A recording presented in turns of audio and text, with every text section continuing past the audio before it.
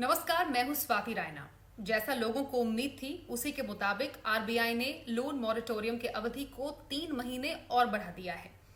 इसका मतलब ये हुआ कि अगर आपने कोई टर्म लोन लिया है, जैसे होम लोन या ऑटो लोन, तो आपको अपनी ईएमआई पर अब 3 महीने की और मोहलत मिल गई है। पहले यह मोहलत मार्च से 31 मई तक की थी, जिसे 3 महीने और बढ़ाकर 31 अगस्त तक कर दिया गया है।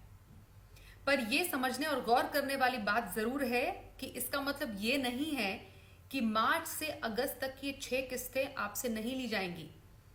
दूसरा ये कि इस दौरान जो भी ब्याज बनेगा उस पर आपको बाद में ब्याज भी देना होगा।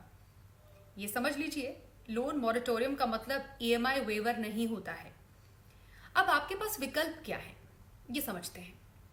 ईएमआई टालने पर 6 महीने के इकट्ठा हुए ब्याज को आप टर्म लोन में बदल सकते हैं।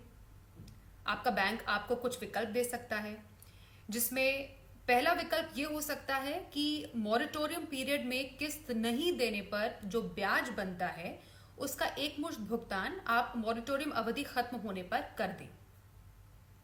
दूसरा विकल्प आपके लिए यहां पर यह बनता है कि मॉरेटोरियम अवधि के दौरान जो भी ब्याज आपका बनेगा उसे लोन की बाकी रकम में जोड़ दिया जाए और उसे बची हुई ईएमआई में बराबर से बांट दिया जाए।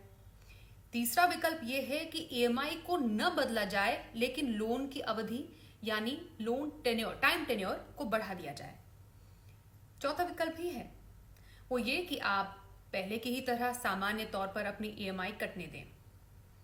अब आप में से कई लोगों के दिमाग में बात चल रही होगी कि आपके लिए मॉरेटोरियम सही है।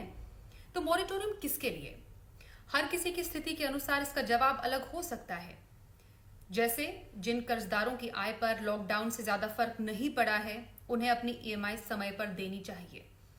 लेकिन अगर आपकी आय प्रभावित हुई है तो आप मॉरेटोरियम को चुन सकते हैं। पर आपको यह भी याद रखना है कि आप जो ईएमआई टालेंगे उस पर मोहलत अवधि के दौरान तो आपको कुछ नहीं देना होगा, लेकिन उस रकम पर ब्याज लगेगा और बाद में आपको चुकाना भी होगा, यानी आपके कर्ज की लागत बढ़ेगी। इसलिए यह ध्यान रखिए कि इस मोहलत की भी अपनी एक कीमत है। जो भी फैसला लें सोच समझ कर लें, अपनी स्थिति के हिसाब से लें। अपना ख्याल रखिए।